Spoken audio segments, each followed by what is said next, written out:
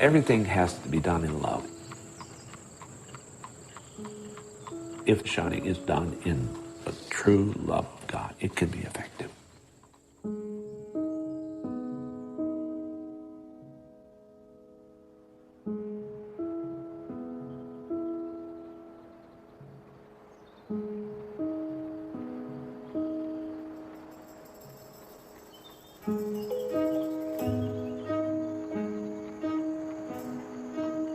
To the outsiders, shunning seems harsh, and it can be harsh. We had it in our home. It is brutal. We love to sit at the same table to eat, and you cannot. Christmas, Thanksgiving, Easter. They're not a part of the family.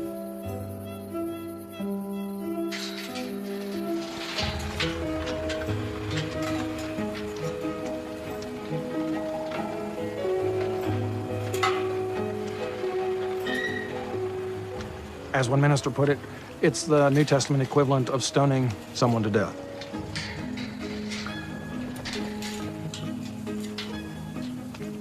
That's what shunning is. You put them out of the church.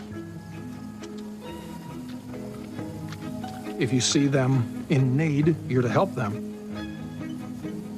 But you have no social contact. You take nothing out of their hand under any circumstance. You don't eat with them. They're unclean.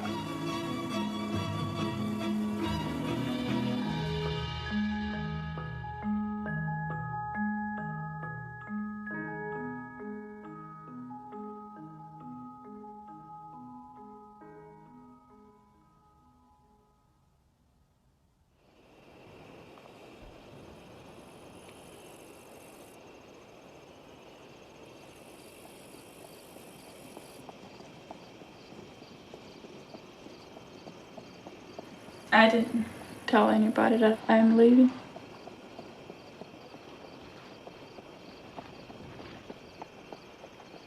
If I tell them, they will keep me from going. Because there are rules. They will say we aren't supposed to leave.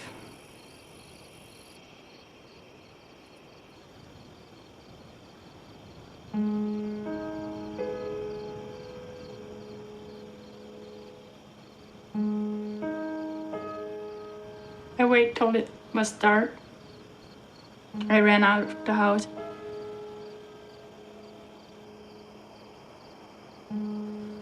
I think it was 2 o'clock in the morning. Yeah.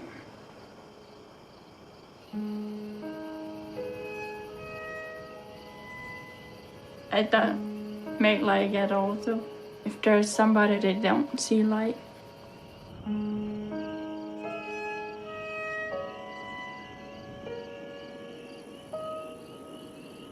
I take some books along in my pocket. The prayer book and what we call a recipe book.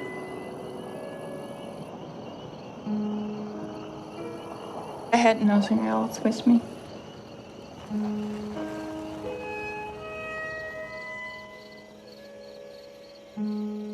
I stayed overnight in the barn and went the next day to the bus and get a ticket. Went with the Greyhound to Connecticut.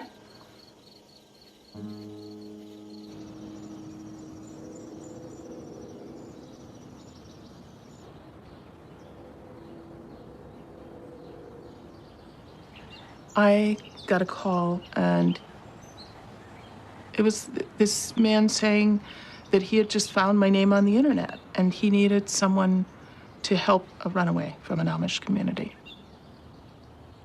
You know, I was still in my nightgown, and I was thinking to myself, wow, you know, this could have been me. I was turning 19. This could have been me 34 years ago. How old were you when you joined the church?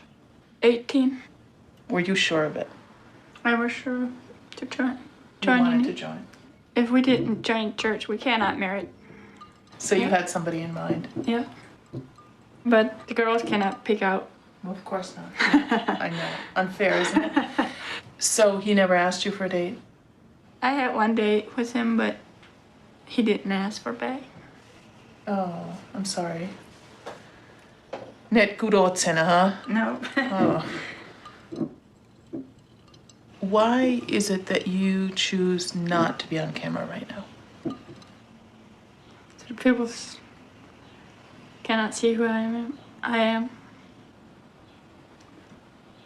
What do you think would happen if you went back tomorrow? Mensch. Dann sieht dich von dich mehr, wenn du zurückgehst. Ja. Für wie lang? Smertigt vielleicht bei 4 Wochen sein, wenn ich nicht mehr Haar schere. Aber wenn ich mehr Haar schere, dann muss ich warten, bis sie wieder lang gewachsen sind, wie sie waren. Hast du eine haben in daheim? Hättest du können schwätzen mit sie, weggehe? No.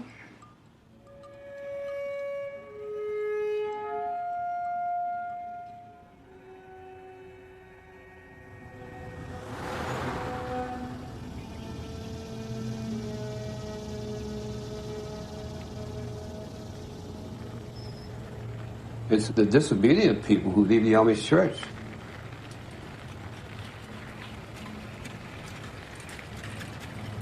They wanted something that was not allowable, so they just moved on.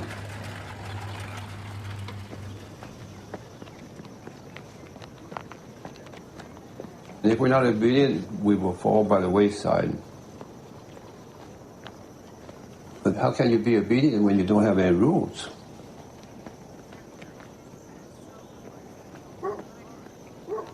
Some people don't understand our church rules, and they don't need to. It's not necessary that you people understand all the church rules that we have. That's our thing.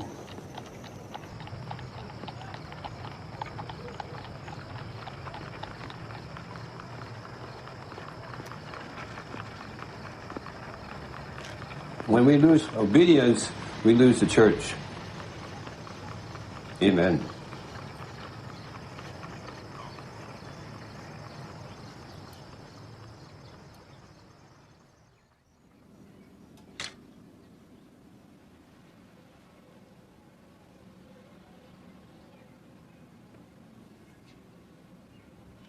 I grew up in a small Amish community in Jamesport, Missouri. It's a very tight-knit, close community, and your world is really small. It's very sheltered.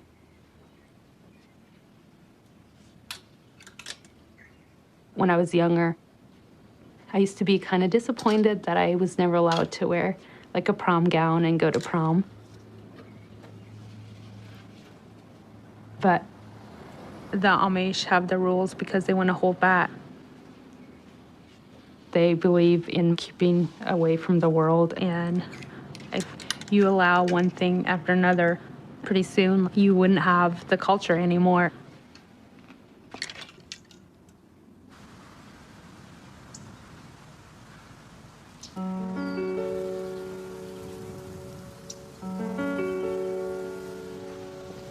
When I was 18 years old, we had a call from this lady named Robin. She was writing a book about teenagers from different cultures and religion, and she was interviewing them. So she wanted to interview some Amish girls.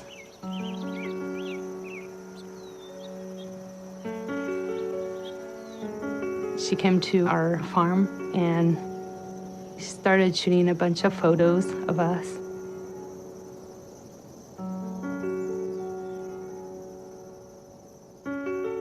I remember being kind of uncomfortable.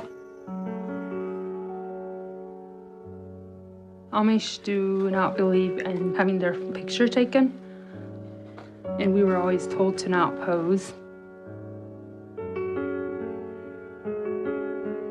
Like, I'm kind of surprised Mom and Dad allowed that.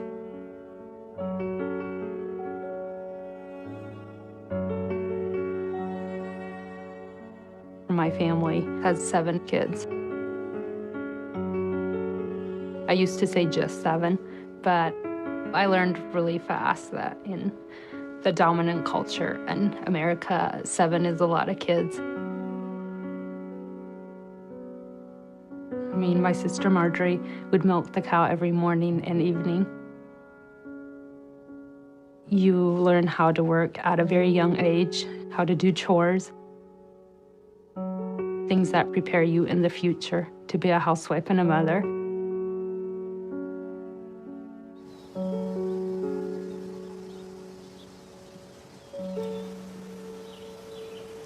When Robin came to visit, it was the first time we had ever met someone from the city.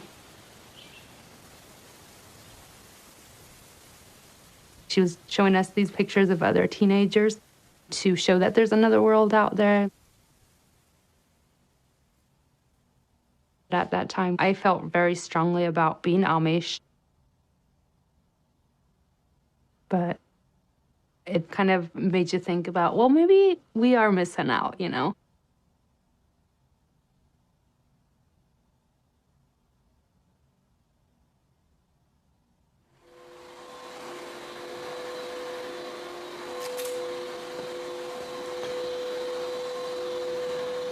I didn't even know that photograph existed until many years later, after I left the Amish.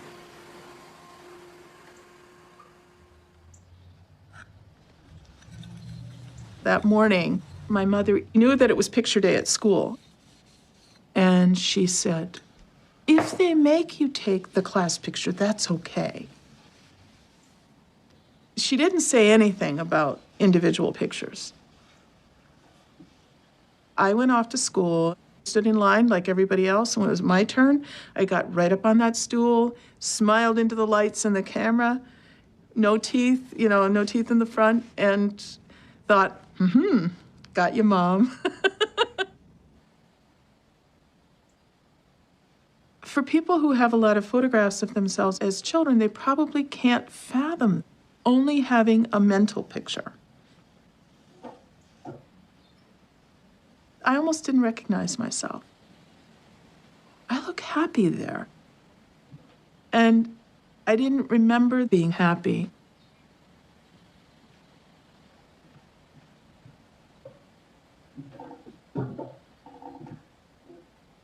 Aufgeben. Aufgeben means to give in or to give up. To give up yourself.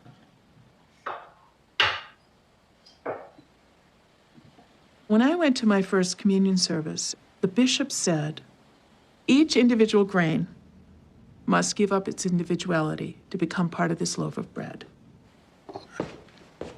And in that same way, each of us must give up our individuality to become part of the community. I remember thinking to myself, I hope I'm one of those grains that falls off the grindstone. I don't want to be ground up.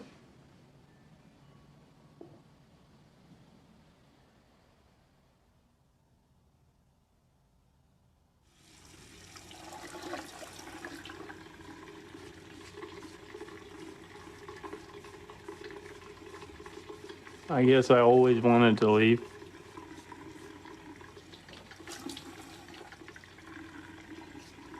I was dressed in Amish, but I wasn't living up to the Amish rules and stuff anyways.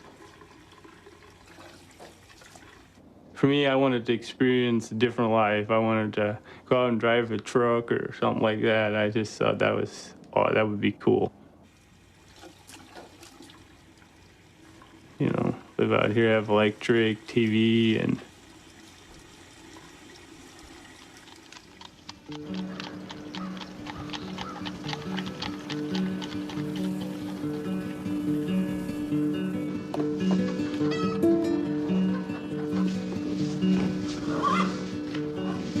back then, that was everything to us. have phones, radios, and stuff like that. Of course, our parents wouldn't, they didn't like that, you know.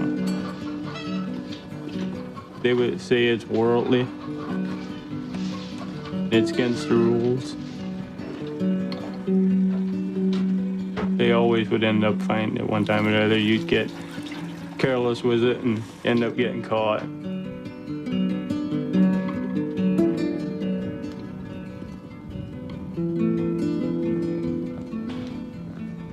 My dad would either burn them or smash them up. I mean, I didn't understand all the rules, and I didn't think a lot of them didn't make sense.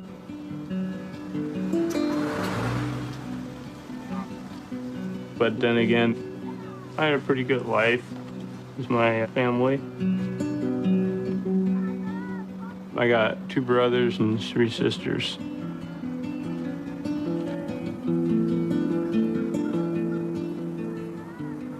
I knew how hard it was when my brother left. To see how heartbreaking it was to my parents. It made it hard for me to leave.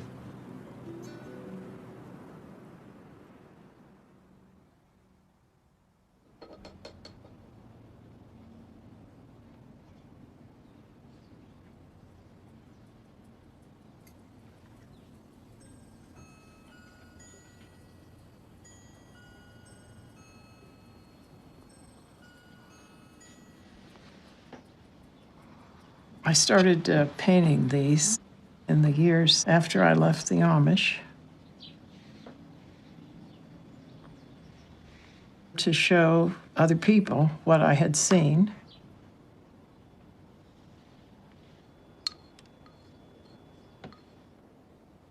I didn't see television, read magazines. I didn't have newspapers. This is what I saw.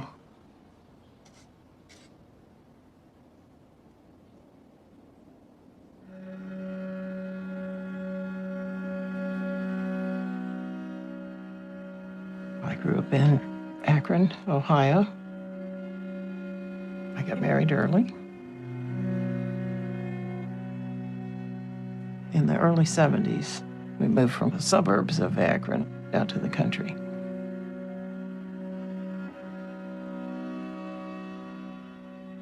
We were isolated, trying to figure out how to live on the land. Needing a lot of assistance. We weren't doing a very good job of it.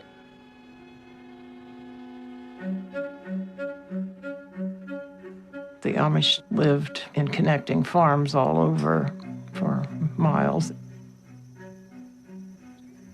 And we'd go over there and visit, maybe just to buy eggs or something like that.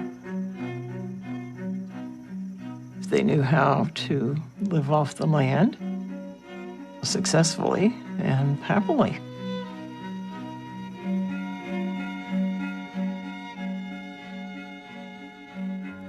He, I guess, probably envied what they had and thought, well, if they can do it, we can too.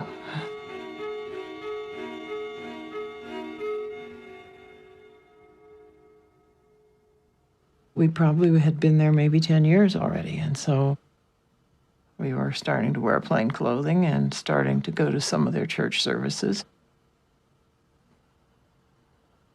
Probably, I felt there would be more acceptance upon being a member. I'd be viewed as more committed.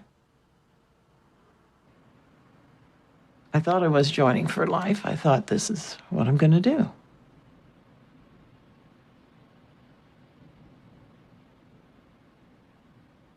My parents were idealistic. That picture is kind of like the vacation gone awry. It's the picture taken before they hop in their canoe and go down the river. Everybody's happy. We're going to have a fun ride. We had no idea what it meant to be Amish. We thought a clothes change, and probably a little more, but we had no idea how much more.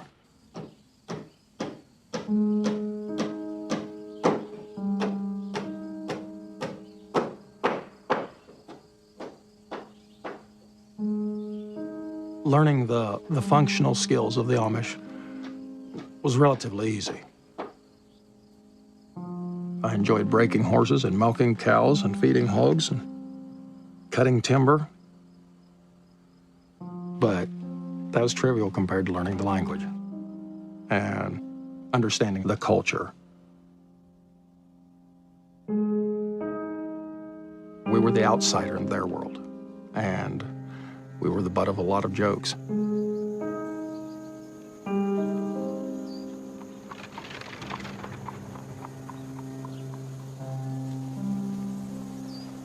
It's a very rigid society. Everything about your life, you're told what you can and can't do.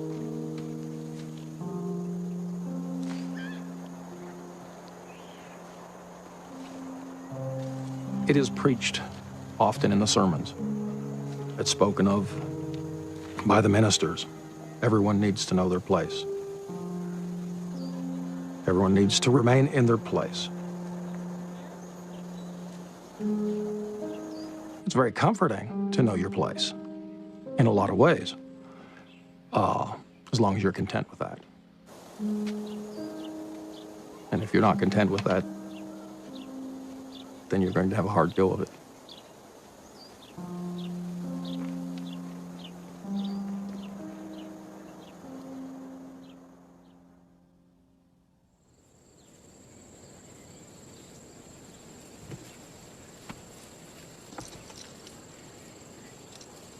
It isn't for everybody. Not everybody can do it.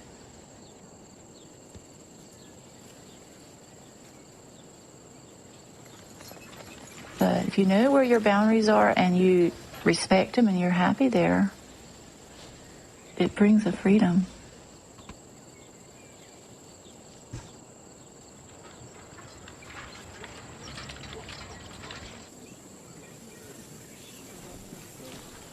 I remember when I first had thoughts about maybe not joining the church, because it looked like it would be so much easier to enjoy life. I mean, not that I didn't enjoy my life, but I guess I looked out sometimes at the cars and the TVs and the things, and I just thought it would be so great sometimes to have that.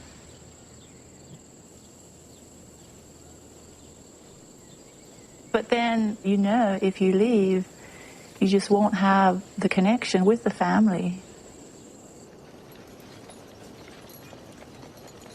All my aunts and uncles, and brothers and sisters, cousins, and the close-knit relationship.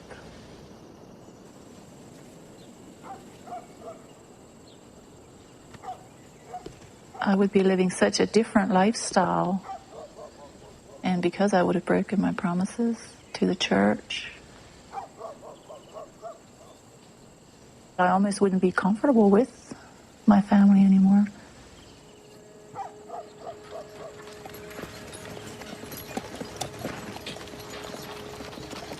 It's just not the same.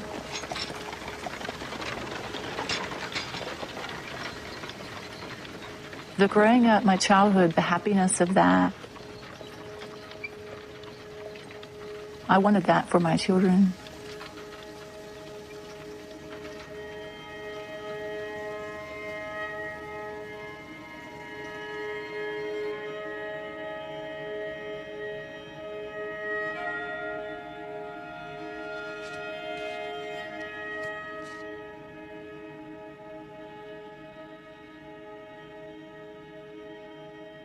When my cousin left, I remember being absolutely devastated. I was 15 years old.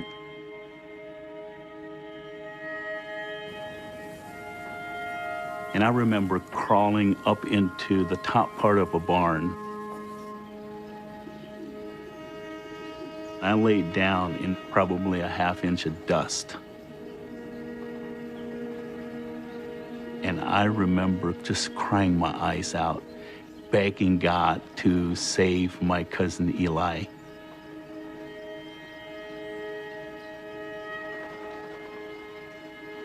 For those of us who had been born within the Amish culture, we had to stay Amish. We could not go out into the world.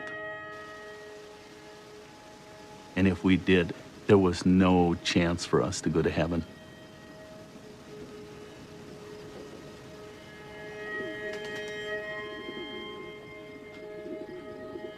I called him up and I just said, Eli, think about being in hell. Just think about it. Tried to describe the flames and the pain and all of that. I thought I would never do that. Never, if I lived for 1,000 years, would I leave the Amish.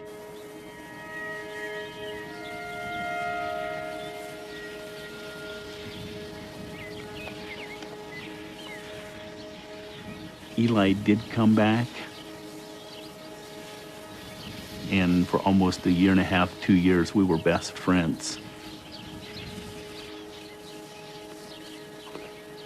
But at the age of 16, we just decided to leave it all. I didn't even think about going to hell. I just thought about the moment, and I didn't like being under the authority of the church and my parents.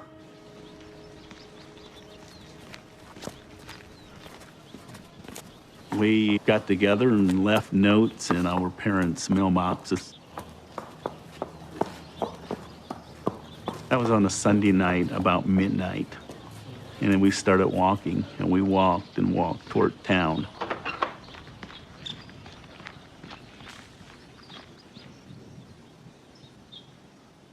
Later that day, we both got jeans and a t-shirt and white tennis shoes. Had just enough money to buy that. And then we went out back and threw our Amish clothes down. Never saw those Amish clothes ever again. We have no place to go. We have no job. Had no idea how to survive in the culture out here. Absolutely zero.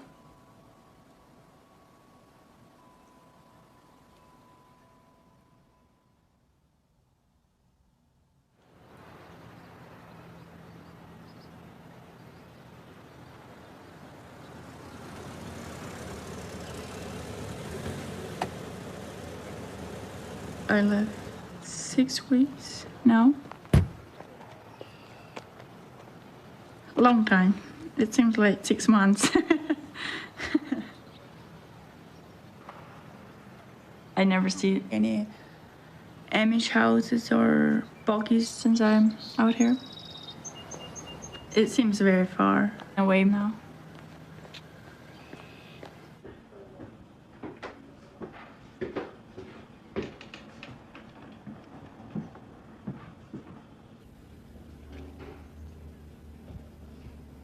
I was in Connecticut, cleaning and taking care of a house. But I'm gonna live here now with llamas.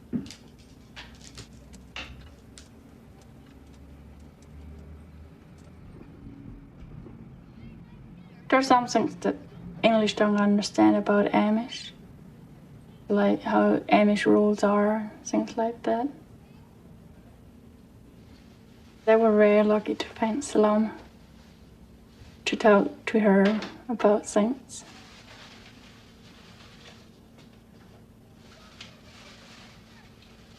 In my home church, there was just one boy that don't have a girlfriend. There were not a lot of choice of dating.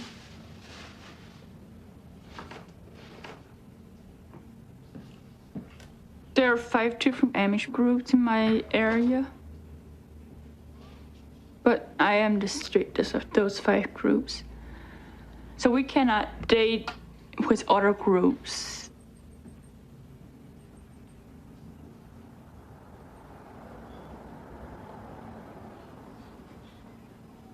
I was 23 when I left. I was the age where people would not really think about having a date with me. And they would call me an old maid.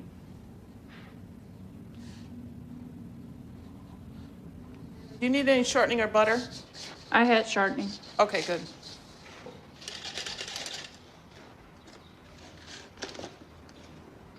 So far, it's nice to be out here, yeah. I bake bread and cookies and do weeding. And now I start making baskets. Trying to make an income, yeah. Which size were you making last week? I think it was this size Okay, because we have let me to do press it. So I'll do these smaller.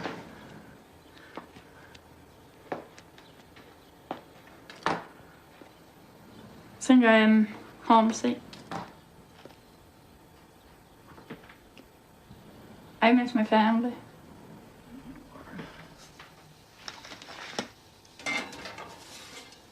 I write 3 letters, but they didn't write back so far. I don't think that they had a lot to say if I'm not staying Amish.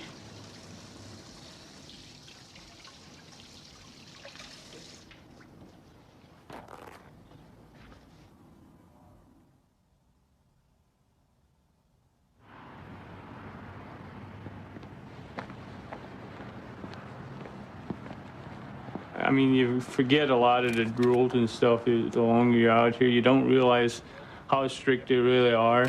Levi? John. John? Nice to meet you guys. What are you on the hunt for? Driving a buggy, it takes you forever to get somewhere. And if it's raining or something, you get all wet. In the cold winter times, you freeze. You know, 2-door, 4-door, 4-cylinder, 6-cylinder. Or anything that's got some horsepower to it. Okay. It would be really hard for me to live that life anymore. Drove on the roof.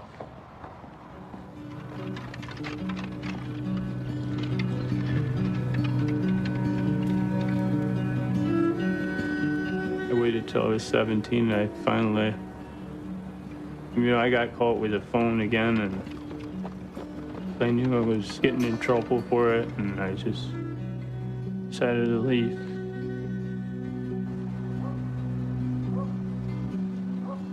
And when night came, I crawled out my window and down a chimney pipe.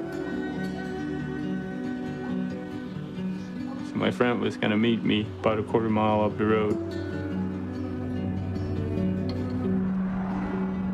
And then my cousin came and picked us up, and, got us haircuts, and then we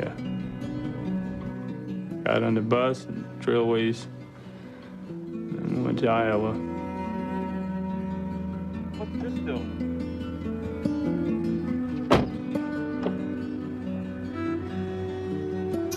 They always talk about the bad stuff that happens to the kids that leave. So I kind of figured it'd be tough. And once I left, it was actually not as hard as I thought it would be. Actually, I mean, it was pretty awesome. I can sell you the car for $2,110 with a tax, title, dock fee, everything comes to $2,500 even, and you're done. Deal.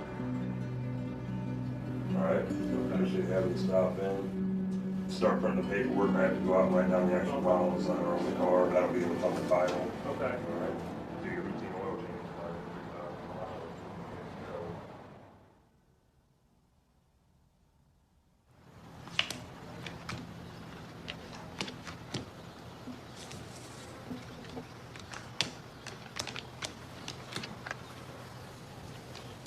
It was really hard for me to not wear my covering at first. It's kind of rooted in us that you wear a head covering for prayer and to signify submission.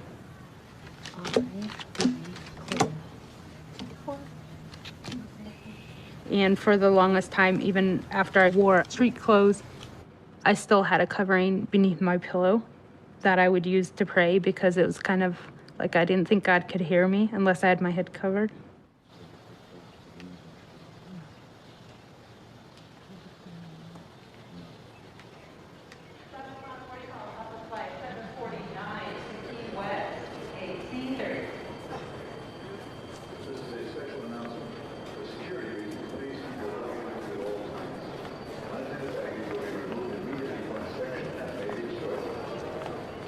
When I first left the culture, I was 19 years old.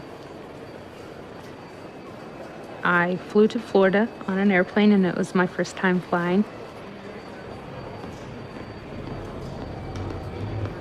My palms were all sweaty, and my heart was pounding, and it was a really big step for me, really big step.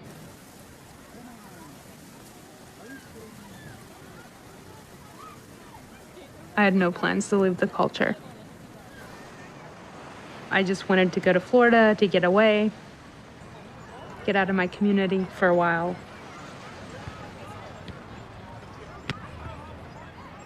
I had an aunt and uncle who lived there during the winter time. So I had my parents' blessings.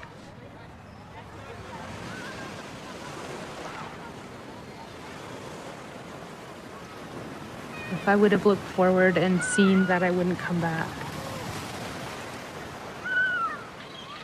I don't know if I could have gotten on that plane and left.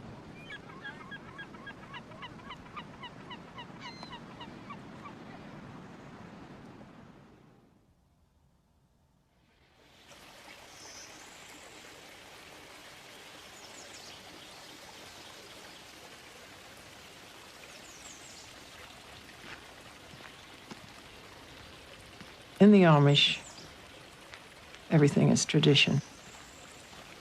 And you do it the way that it's always been done, the way that the people before you and before them always did it.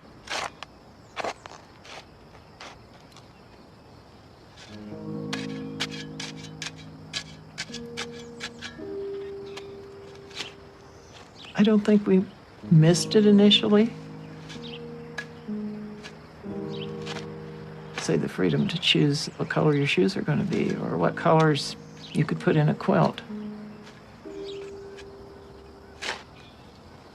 By that time, we had accepted the way things were done as the way they were done. And that was that.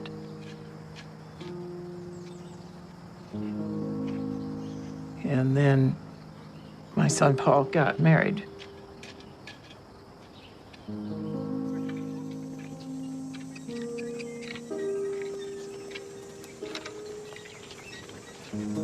Up to that point, nobody ever looked real close at what my parents did. They just said, well, they're worldly people. We were off to the edge, and it wasn't a problem.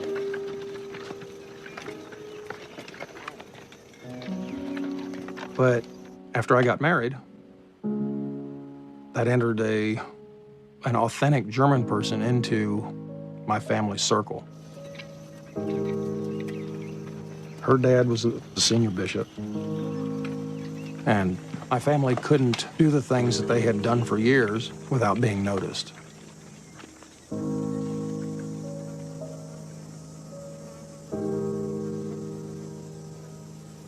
We had the eyes of the community in our house now. And it wasn't that we were doing anything terribly illegal by Amish standards, or, we weren't wearing red pajamas or anything.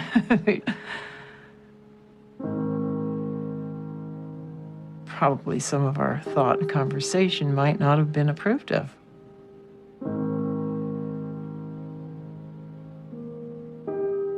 There was more awareness that you weren't speaking Pennsylvania Dutch, and so you'd try harder, or maybe you'd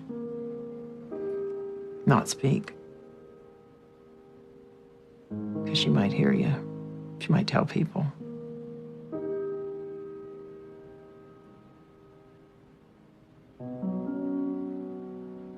At that point, I realized I've given up maybe too much. I've given up the ability to even speak freely in my own home. That was the beginning of the end. We stayed home from church one Sunday. Well, you don't do that. If you are not deathly ill on a bed, you go to church. And we didn't go.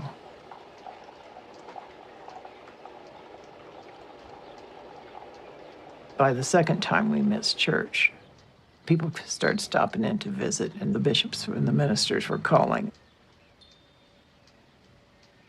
Following Sunday, we were shunned then. Excommunicated. until further notice.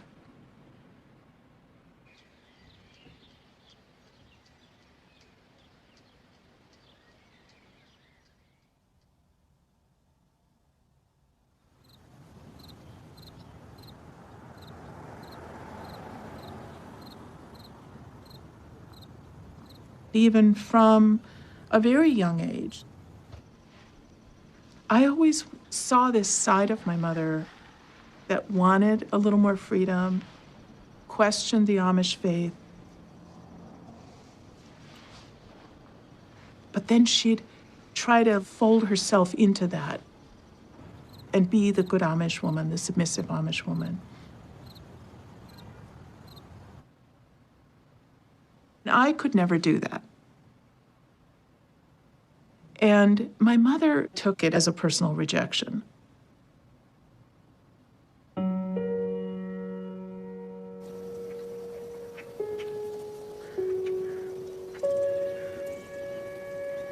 I was 20 years old when I finally decided to leave.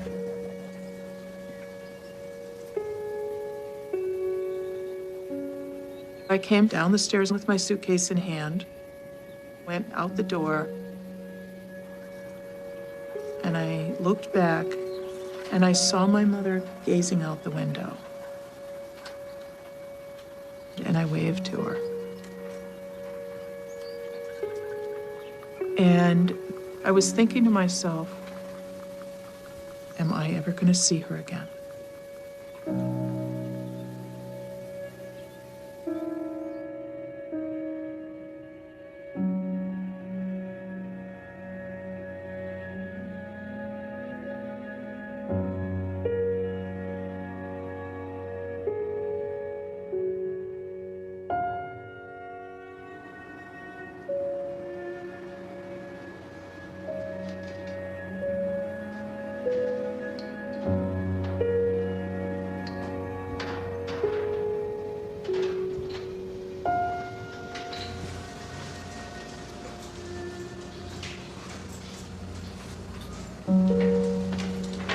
There's certain things in life you can't prepare for.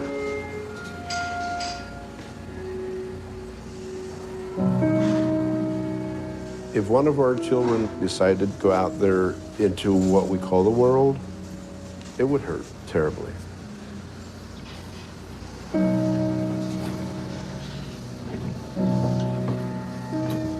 If they think they like better what's out in the world than they do what's in here with us as a family, as a church, the responsibility then would lay on that child's shoulder.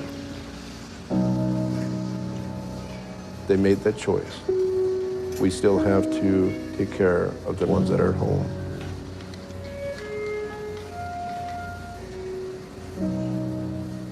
And the influence that child has on the rest of the family is huge.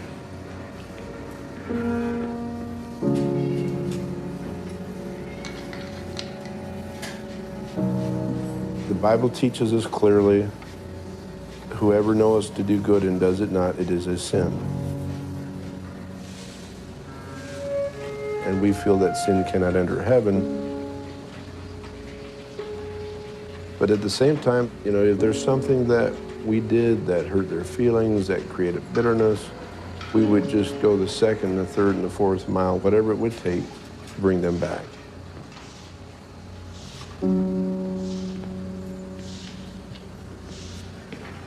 If I know that child has made that choice, that child would know Dad's heart is heavy.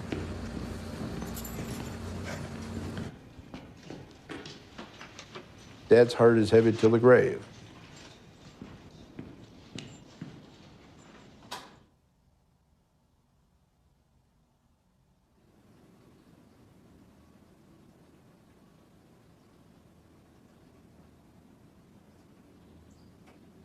Hello, Levi.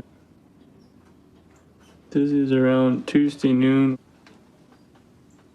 I don't intend to write any more Bible verses to you, but if the day comes that you want to come home and obey your parents, we would want to help you understand things as we can.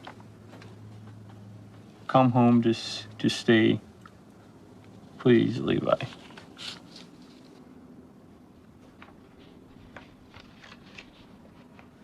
They used to write me a little bit when I first left, but now they don't seem to even write me anymore, so. It's been about 2 years since I really heard from them.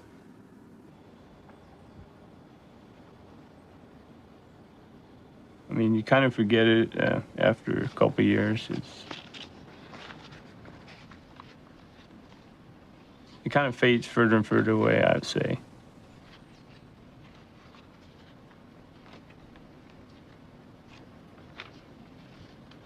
They probably think if they stay away, they don't have to think about it as much. And I guess they think they can get over it better. Also, you know, if they allow us to come back too often, they probably get in trouble by the church. How could they say they honestly love their parents if they are so disobedient? My dad would have said, "You know better," and he would have been right.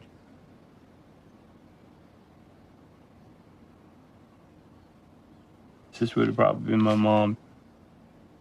Dear loved son, Levi. Pretty awesome, I guess.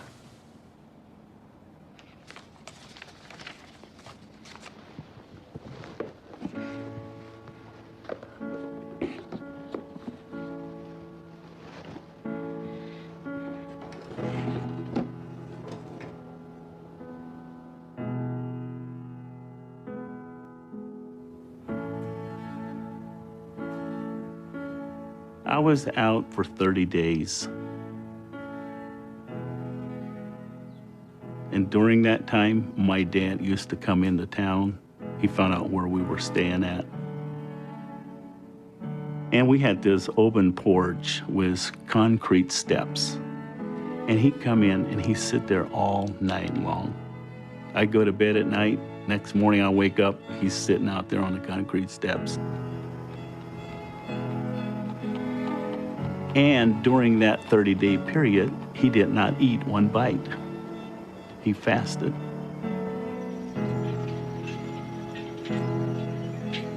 Because in his mind, his oldest son was on his way to hell.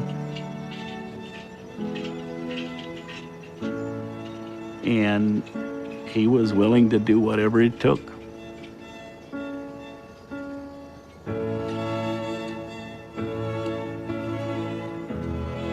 At the same time, I remember when he said, "Joe, if you don't come home by the end of this week, our family has chosen to cut you off forever." And he said, "You are never to come back to any wedding, any funeral, any family reunion, or even on the property." We had 14 children in our family. I could not see myself living through life away from them. And so I went back. I went back to the Amish 7 times, actually.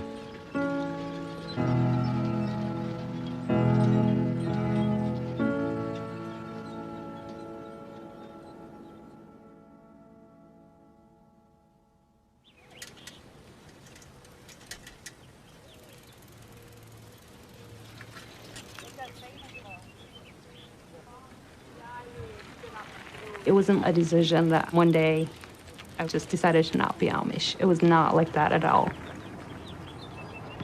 It was a gradual thing.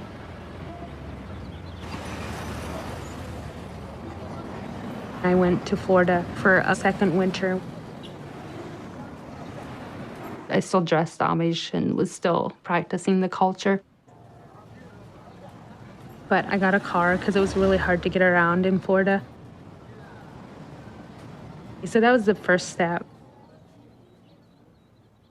From there, I started trying out street clothes. I worked in a nursing home for a while. And that's kind of when I started asking questions about nursing, like what would I need to do to be like a registered nurse someday?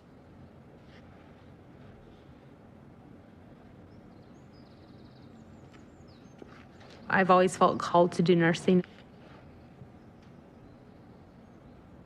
But education is a huge threat to the Amish.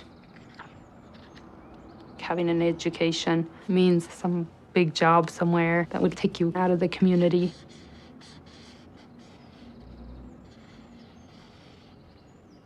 The Amish go to a one-room schoolhouse, and you only go to the 8th grade. And I was 13 years old when I graduated.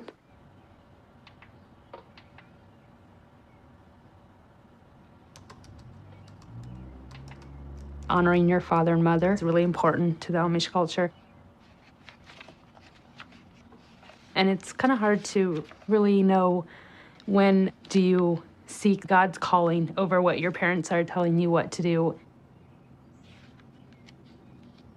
At that time, I still believed that I could do both. I had told myself that I could go back, and I would.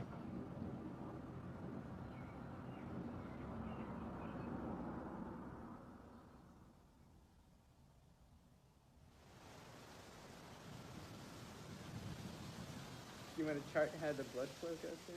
You can start here with the Right atrium. atrium. Atrium. Good. And then out to the... The right and the left lungs. Good. And then comes back. Back into the left ventricles. Good. It's actually really interesting to go in school out here.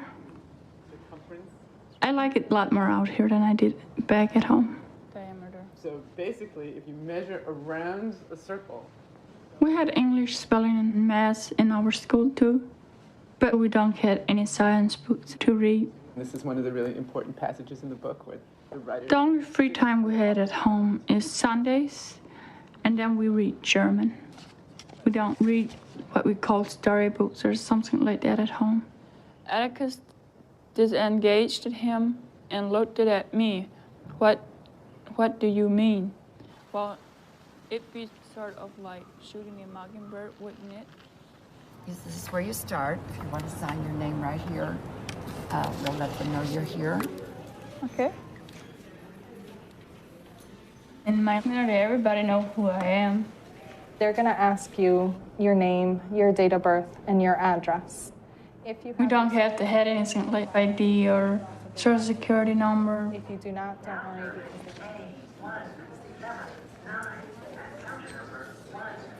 Now I need a social security number, driver's license, health insurance.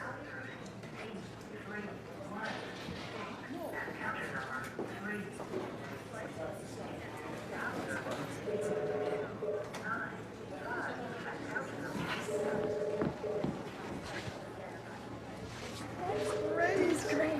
Congratulations. So now you actually exist. Yes, I never had something with my picture on it before.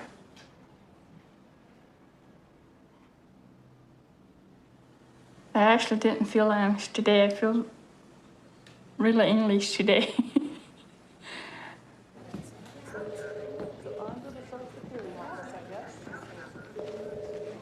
I was not expecting how it would be. It was special for me. I feel like I could be more like whoever I want to be. It's that identity card.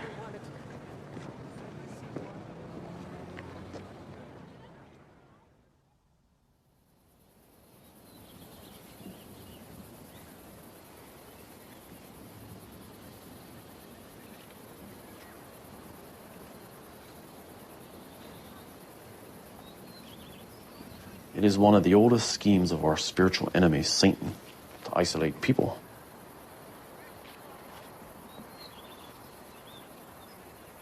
He knows that isolation will cut us off from the wisdom that multiple perspectives bring.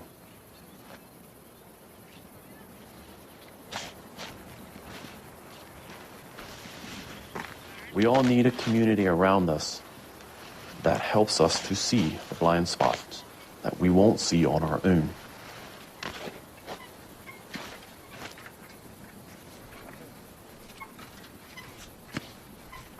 That is what community is about. That is the reason for adhering to biblical social norms.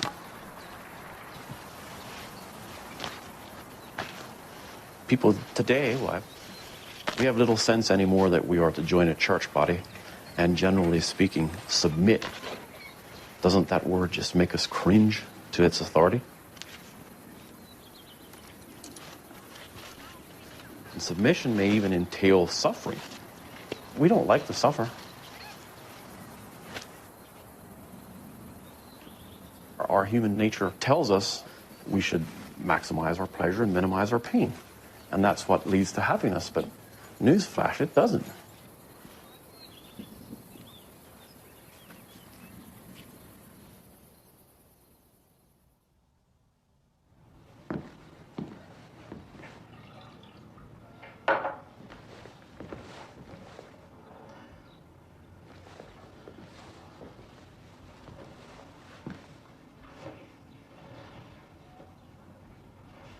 My mother wrote to me a couple of months after I left.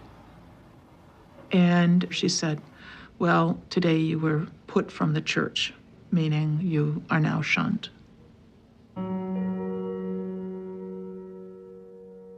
A year and a half after I left the Amish, I got married.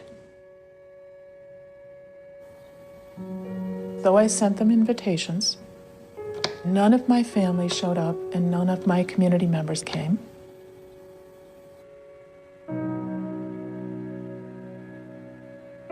I was letting people down, especially my mother.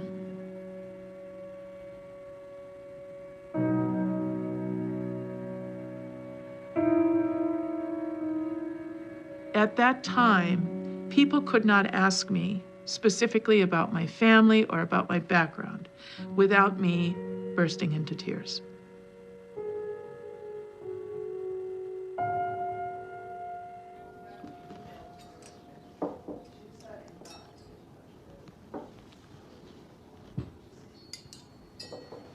The first couple times that David and I went home to visit, my family would let us eat right with them. And then they were discouraged from that by the church. And so the next time we went to visit, my mother had put a small table about 6 inches away from the family table, and David and I sat at the small table, and they just kept handing us food. And then they were admonished for that too. After that, we never ate with them again.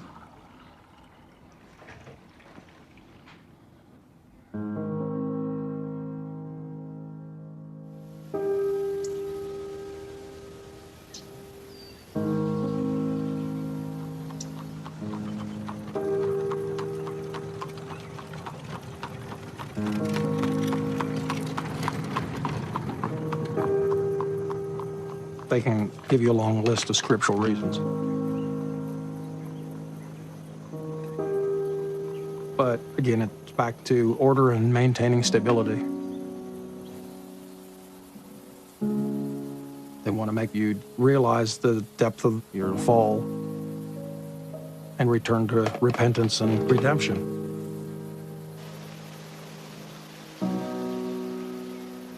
They also want to keep from contaminating their group as much as possible from those influences. And so, for a number of years, I had no contact with my parents. They had stepped out of the order. The Amish are serious about, the separation from such people. And I was determined that I'll do my part.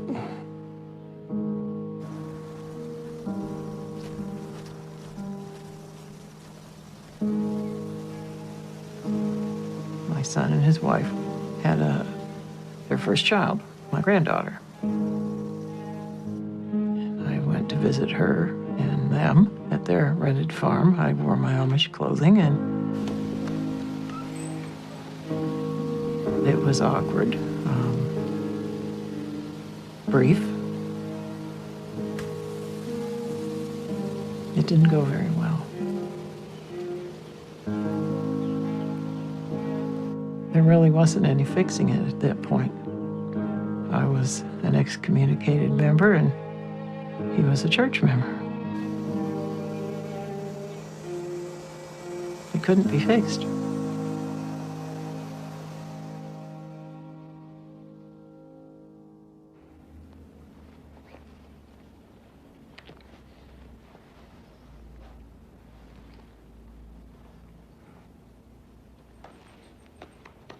On Saturday, I got a letter from my mother.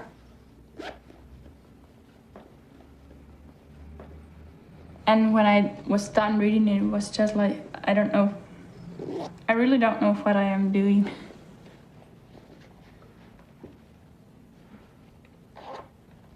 She didn't have any news. She was just talking about how the rules are taught in church and things like that.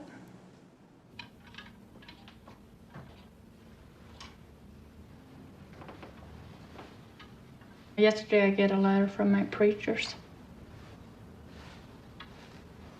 My preachers write that I'm in trouble for a lot of peoples, and I should come back. If they didn't hear from me, they're gonna put me in Shunned. That means out of church.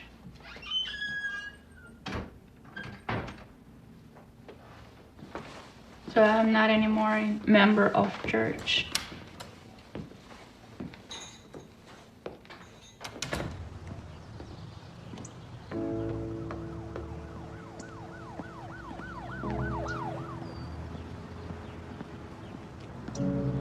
Sometimes I see pictures on the television. Just like if they are using guns or if something blew up or something like that.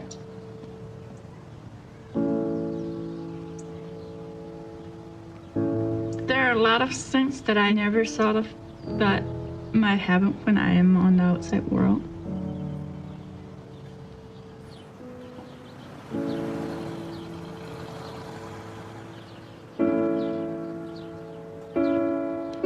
I never think about dying before I left the Amish.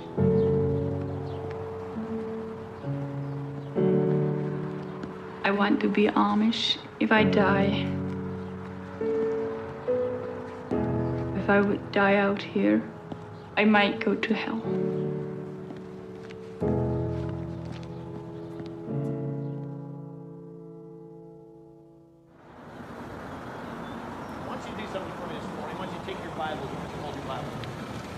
Isn't that a beautiful sight? We believe this book, amen? How much of it? All of it. Turn to Romans chapter 12. Something happened when I was out there in the world. This was like the 6th time I had left. A friend of mine opened the Bible up and showed me how to get to heaven. And it was through Jesus Christ and Him alone.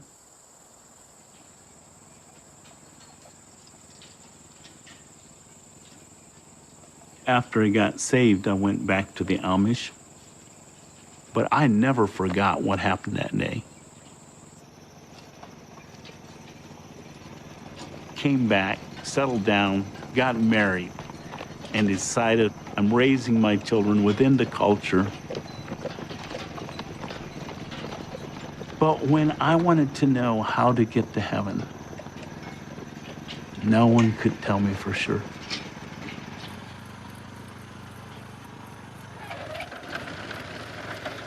To the Amish, Jesus alone is not enough. Working, trying your best, following the rules and traditions of the forefathers. If you do it all just right, then hopefully you'll make it into heaven. When you recognize I am a sinner and my sin condemned Christ to the cross. To me, all the good works and traditions and rules and regulations covered up the simple, easy plan of salvation. Why would you say no to Jesus? Just say yes. My wife and I, we started reading the Bible, and the more we read, and the more we compare it with all the rigid rules, we all of a sudden decided, you know, are we going to follow man, or are we going to follow the scriptures?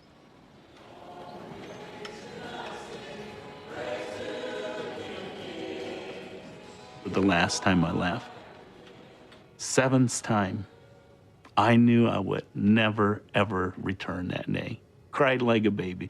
Tried to leave 3 notes, ripped them all up. I realized no matter how hard I tried to explain, nobody would understand.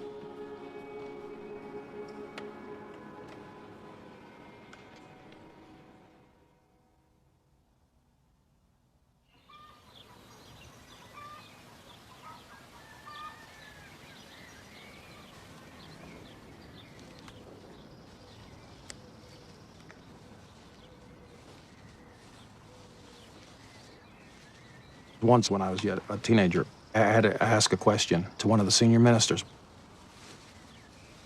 He said, "That's not your place. Big question. You're a member. You're not a leader in the church. It is better," he said, "to let us instruct you on these things and accept them as they are." And I was perfectly fine with that. I was happy to go back to my farm. But later, I became a deacon, and I was placed in a position of more authority. Then things would bother me.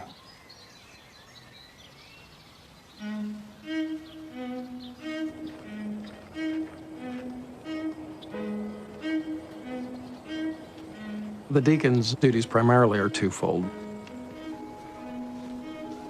One is to look after the financial obligation of the church, orphans and widows, things of that nature. And the other, by far the more troubling, was dealing with anyone that has transgressed against the church.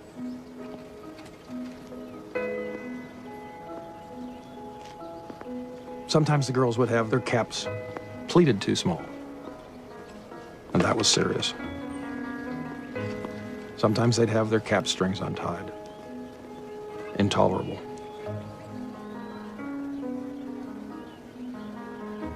The philosophy is if you don't deal forcefully with the minor things, then you'll have major disruptions down the road.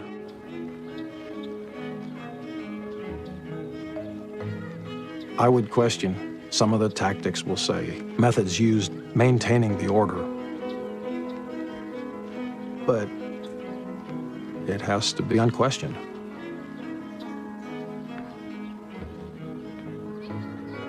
I had to be put in my place so that the others would not challenge authority later. And that's basically what happened.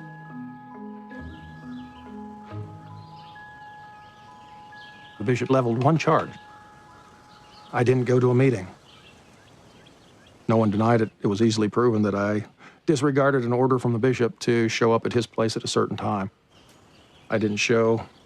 Case closed. Bishop said that it was unanimous. I had a marriage that was coming apart. The bridge was burning on both ends. And so I said, fine, and left. And walked away from it.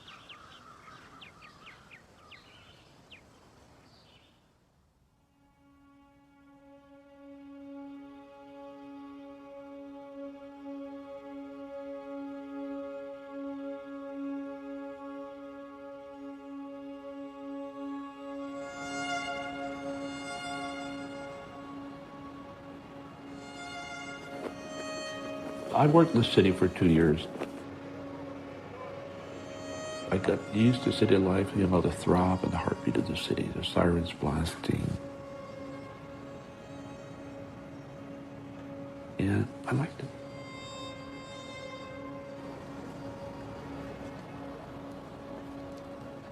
But the city could be so full of people, and you could be so lonely.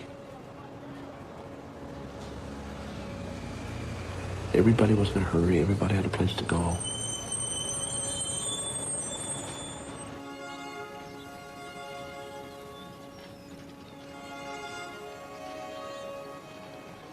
There's a case of an Amish bishop here. He's the most conservative group. He said, I ran away when I was 17, came back when I was 19. And he said, I joined church, was baptized, and said that was a mistake. He said, I left again. Enlisted in the Air Force for 4 years. His parents probably had no contact with him at all because he would have been excommunicated and shunned. He was accepted by a state university and wanted to study mechanical engineering.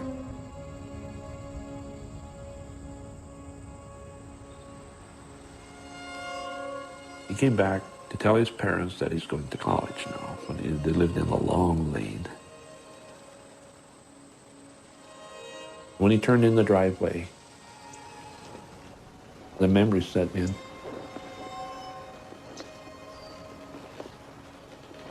That coming home was so strong, so powerful,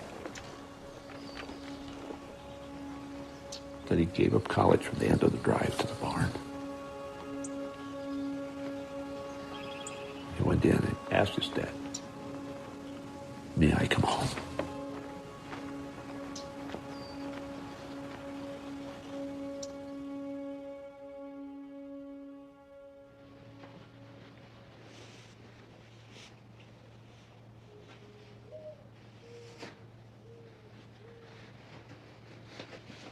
My parents do not shun me. I'm welcome to come home anytime.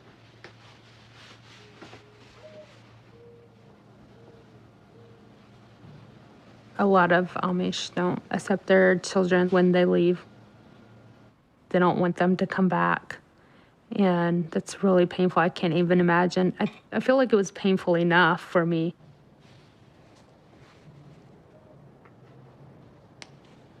And to think about never being able to go home again would be terrible.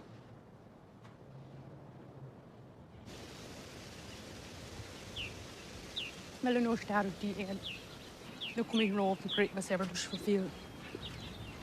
parents are having a reunion, so we came to help get ready and to see everyone.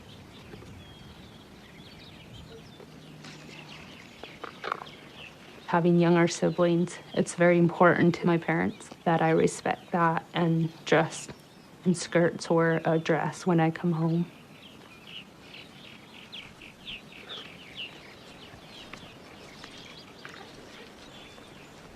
I think there will be a time in my life maybe where I'll tell my parents that I won't wear the Amish clothes anymore. And that's a really hard point to get to. And I want to get to that point, but I just haven't yet.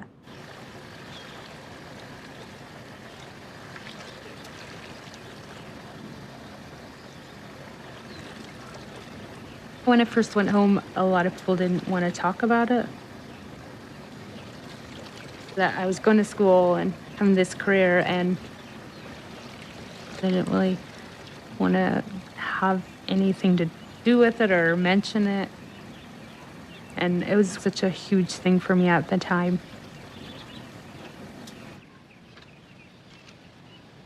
It's like the common ground we're missing.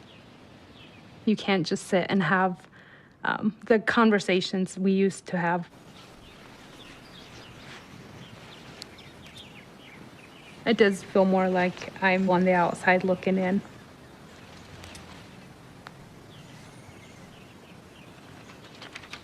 Being there and being filmed was a reminder that my life's very different now. All the memories at home of where I grew up, and just having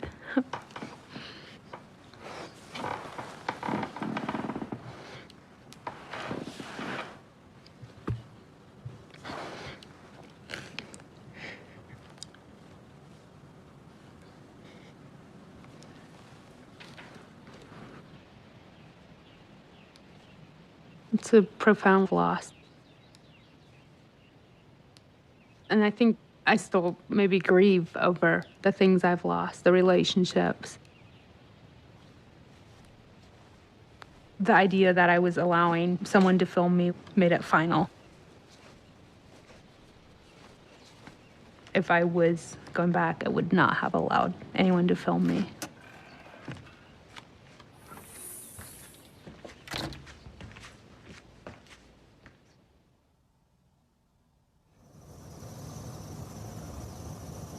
Industrial.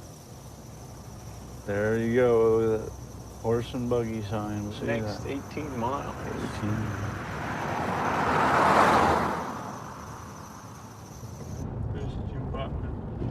My brother called me and wanted to know if I want to go back and see the family, and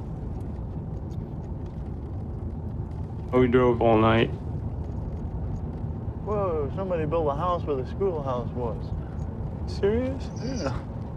And it's just good to drive around and see old places and see, you know, changes that they made.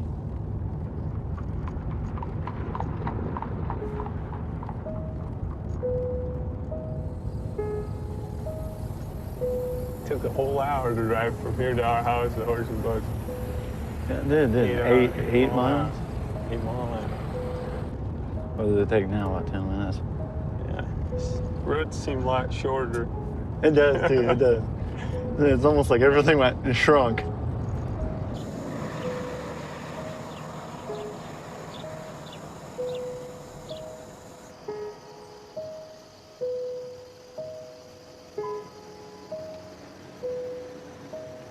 The last time I went back, I talked to my dad for a while, and then told me that if I don't want to come home to stay, he'd rather me just stay away. And I left after that.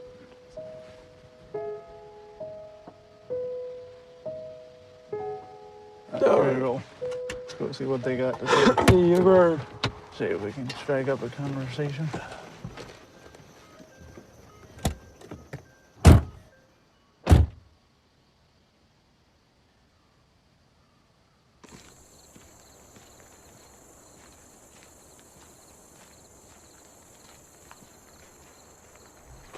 See if anybody's in the house. If not, we'll walk through the house.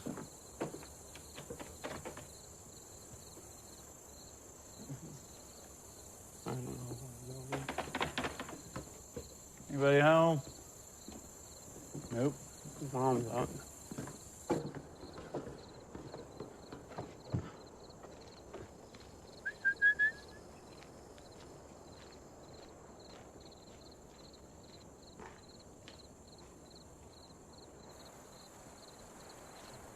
Yeah, my mom was out in the garden. At first, it seems like she just kind of ignored me, but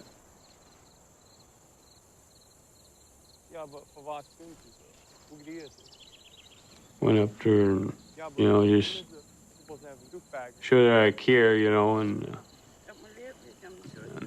we started talking a little bit, and the more we talked, the better it went, so. Ja, allemaal die beelden lees. Is even meer van die beelden. She was shocked to see us.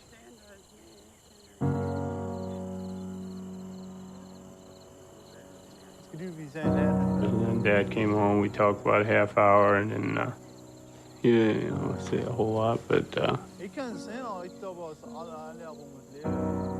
didn't invite us in the house, so. We just sat on the front porch and visited for a couple hours.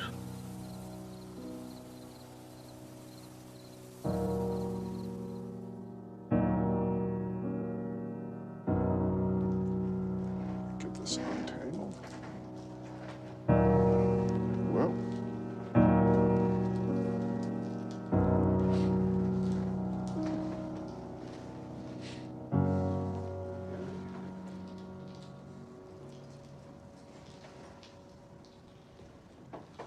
Anna cannot let go of some of her Amish beliefs. can pass them to you, Anna. I think she keeps asking herself, did I do the right thing? And why am I here? And, you know, I guess I understand that.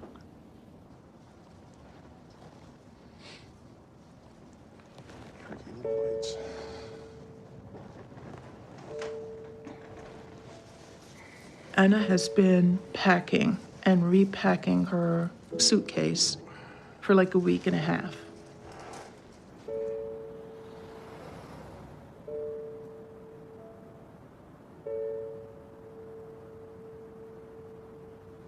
I don't think she realizes how much she's changed in the 7 months she's been away.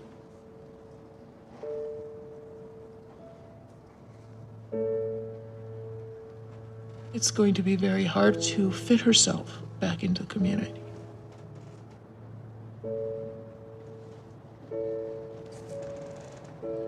Heck no.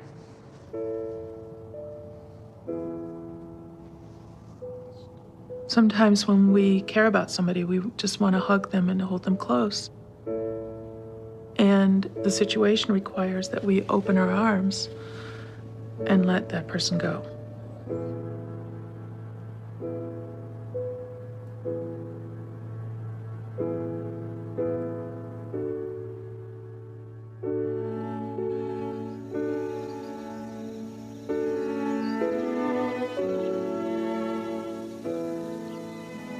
I usually try to take a walk every morning. In the early morning, I walk about a mile. And that's when I pray for my children. So I just pray, Jesus, to save my children.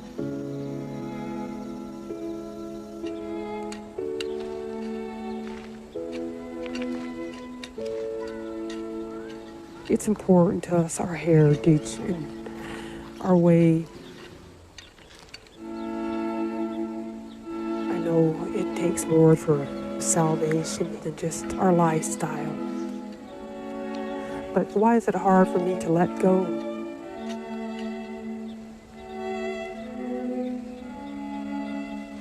According to the Bible, we're not supposed to keep our hand on the plow and look back. But, you know, sometimes I have regrets. I think maybe I could have done this different, that different. You know, maybe I didn't spend enough time explaining things better when I was growing up.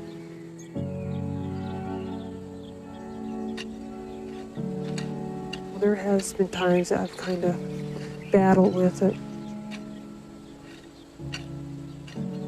I would prefer him to stay Amish. But there's a time we have to let go.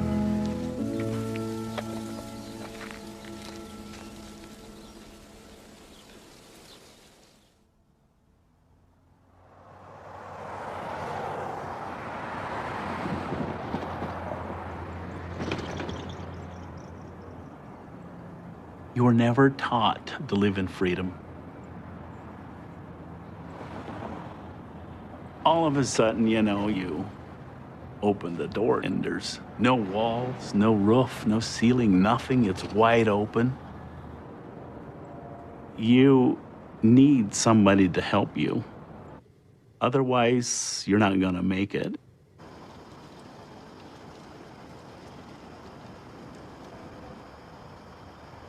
When my wife and I finally got on our feet and were able to build our own house, we specifically built part of our basement into an apartment. We've had many young people that have come through there. We can take 2 to 3 at a time. Right now we have 2 young boys. One's from Pennsylvania, the other one's from Ohio. Usually it takes them about 6 months to a year to get all the things they need and go out on their own. I think it should be enough bacon. We do that. Brett wants to do that. After they leave, Our house is a swinging door. At any given time, they might come in here for dinner, you know. Then Esther goes in and she gets some food, and we become, in a sense, their parents. We talk about life, we talk about goals, we talk about the Bible, we talk about salvation. We consider ourselves missionaries to the Amish. Lord, thank you for this day, and we receive it as a gift from heaven, and we receive this food as a gift as well, and we thank you for it. It's in Jesus' name, amen. Amen. The best thing that could happen is for our ministry to help the parents understand it's okay for their son or their daughter to get a car and live differently than mom and dad did. It might be too hard, and it might be almost unthinkable in this generation, but maybe not in the next.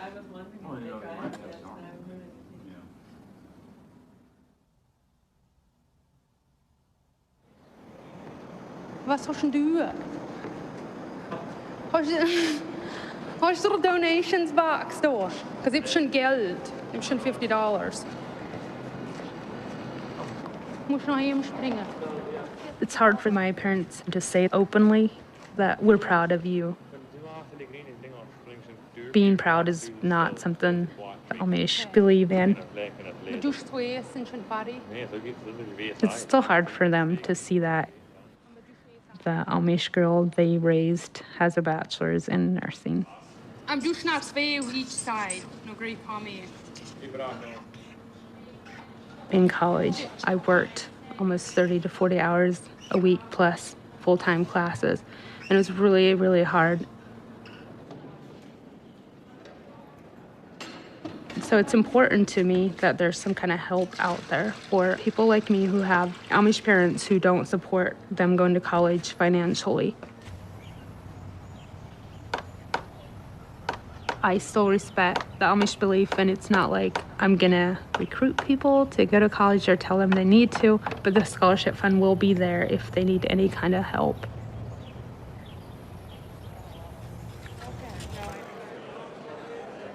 Hi, I am. I'm Stan King. Nice to meet you. Thank you for coming. I've heard about you.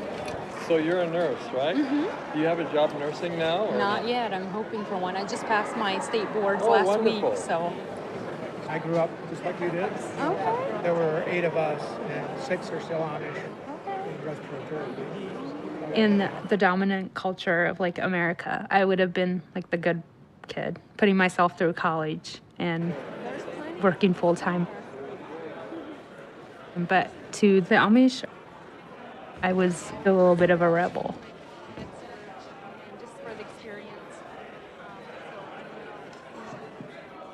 I can just imagine some Amish guys stroking their beard and shaking their head, and that's hard for me. I don't want to offend my culture. Oh, no. I don't really know how I would do it differently if I had it to do over. But I wish somehow it wouldn't have to be like that.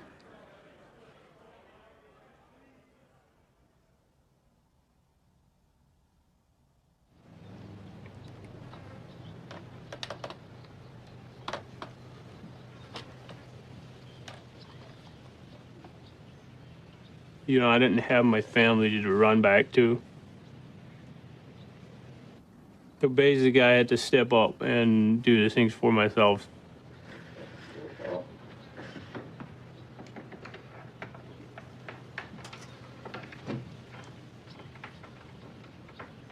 I work with a couple ex-Amish people. Construction work. We built pole barns. 2 years ago, I figured I'd buy something,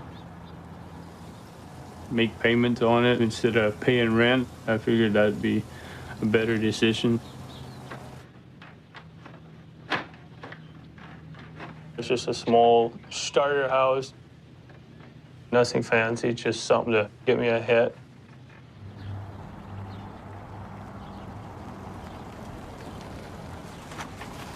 And then I bought this house a little over a year ago.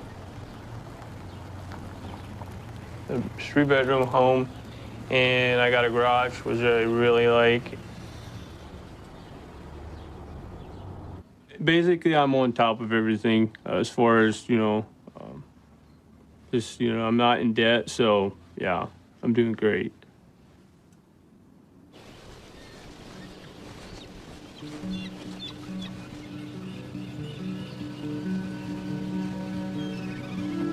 When we went to see our parents, I told them that they could come visit if they want to. But I don't really see it happening. They're not proud of the lifestyle I live.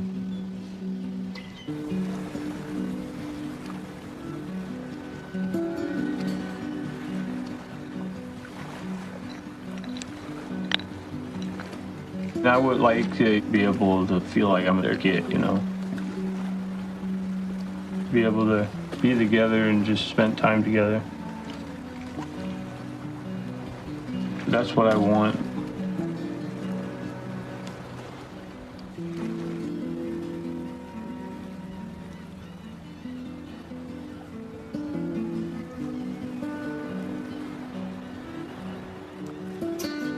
I try to not hang on to my past, to just move forward, and tomorrow's a new day, basically, so.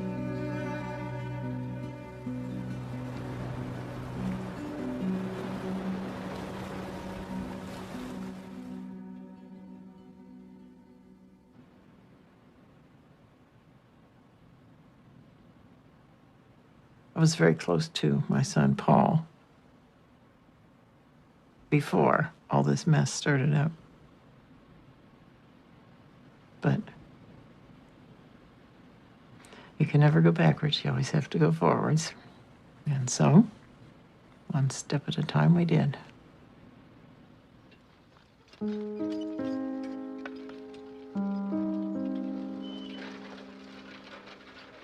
I don't understand Paul. He left the Amish. He very strongly left the Amish, and yet he lives as if he's Amish. Does he wish himself back? I don't believe. But he lost his community. He lost his sense of who he was. I did too.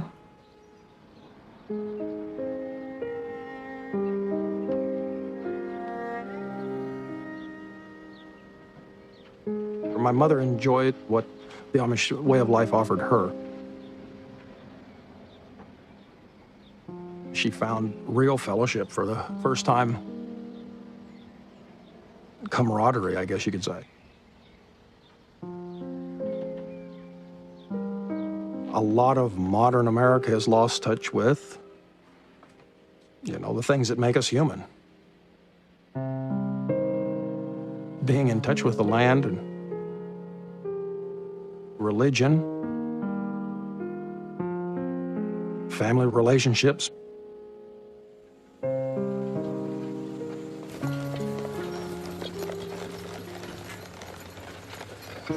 In the Amish, at least you're someone. You're a name. You may not be a liked name, but you're definitely a name.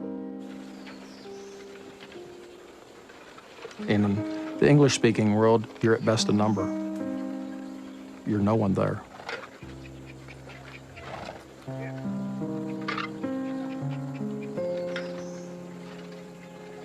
I still love the lifestyle, but I can't accept some of the trade-offs. So it leaves me in between, lost between cultures at this point.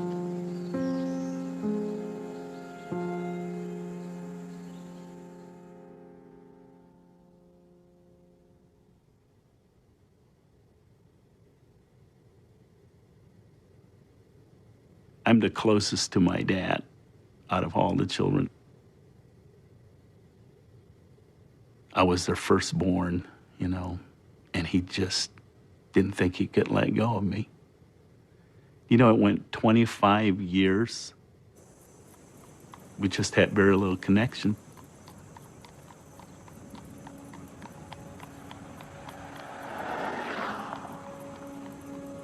One year ago, I got in the car and I drove all the way to Pennsylvania. Got there late at night, didn't know if they'd even let me in the house. And you gotta remember, this is 25 years later.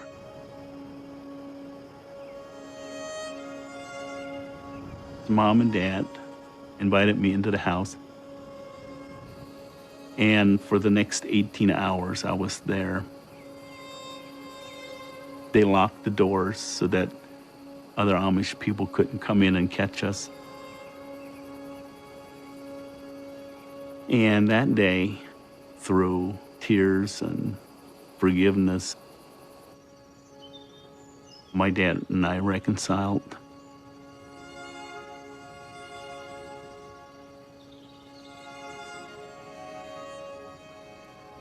Since then, I've realized that he's still holding me at an arm's length.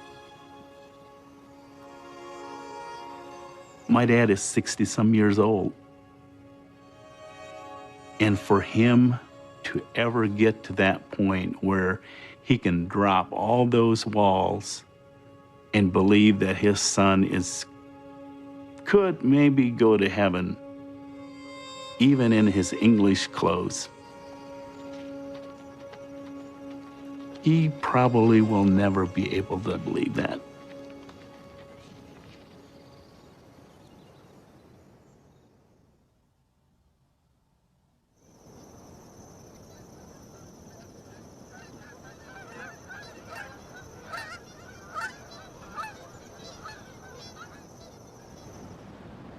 On a Tuesday afternoon, around 2 o'clock, my father died.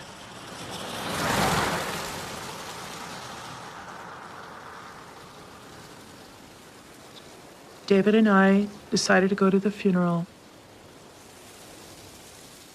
And when we got there, we were all lined up because they wanted us to go in by age. Now that really surprised me because that meant that we were going to be included in the family just like anybody else.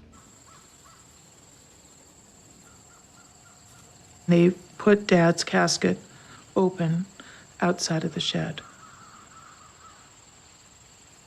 And then people from the back rows, filed past the coffin, and then the family circled around to say our last goodbyes.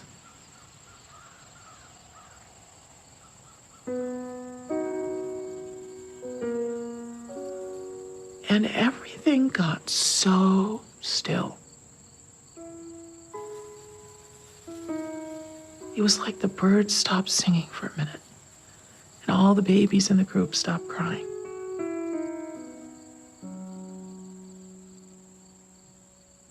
It was the loudest silence I've ever heard.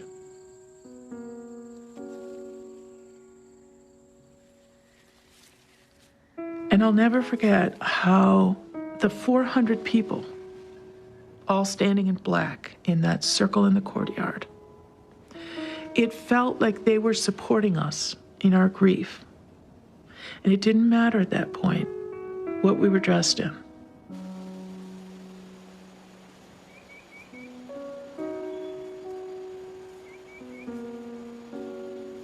These are people steeped in tradition, and the people I grew up with.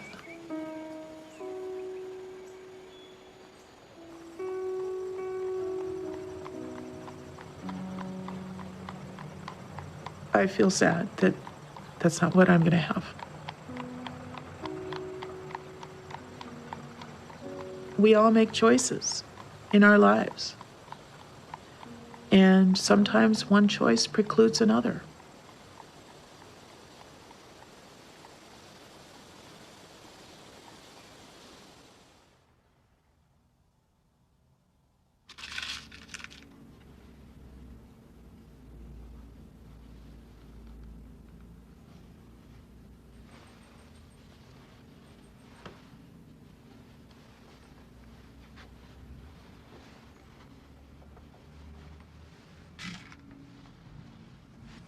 Feels different to be in Amish clothes.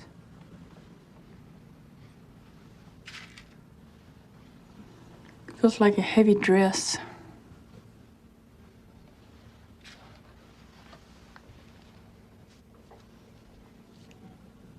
It don't feel as good as it does in English clothes.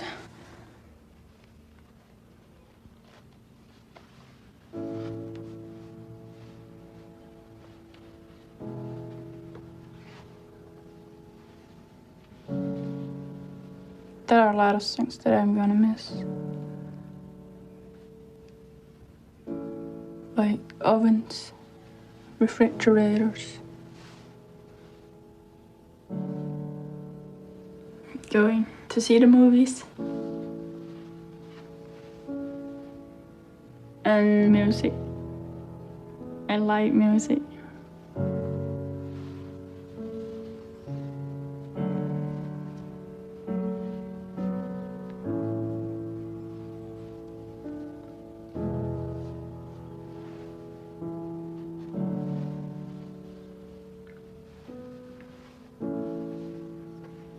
I think my parents would be happy to see me.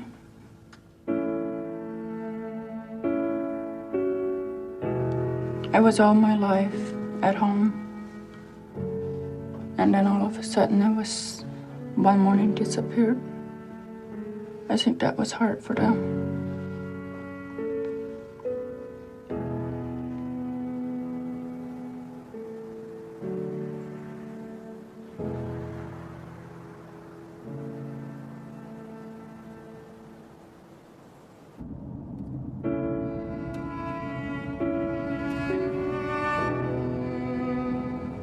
All my nieces and nephews, there are 40 of them.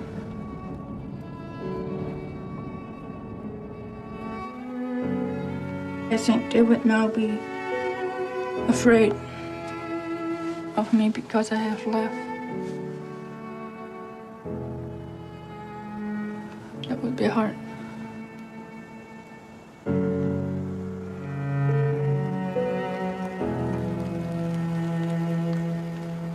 But I'm getting to see my family.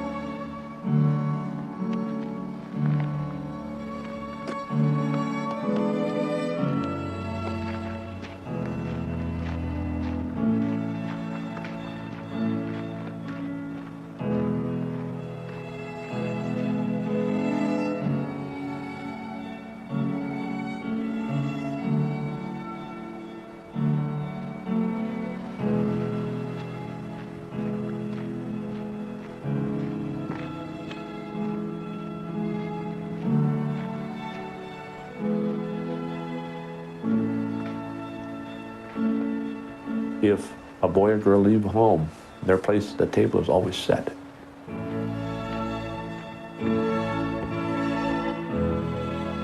Nobody else sits there.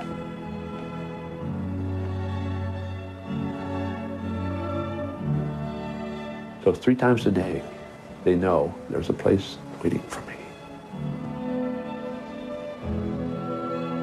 That's a very powerful thing.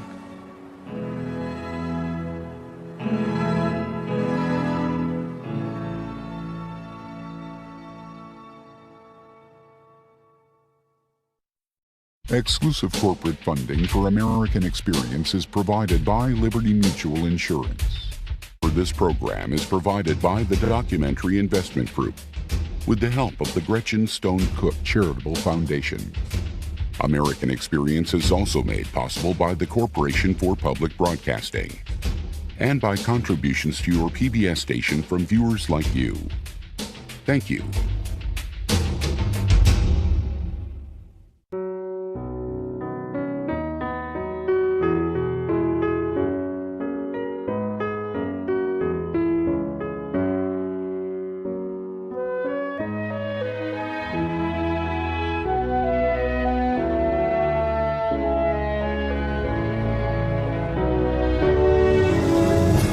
There's more American Experience online at pbs.org, where you can find out how to join the discussion on Facebook and Twitter.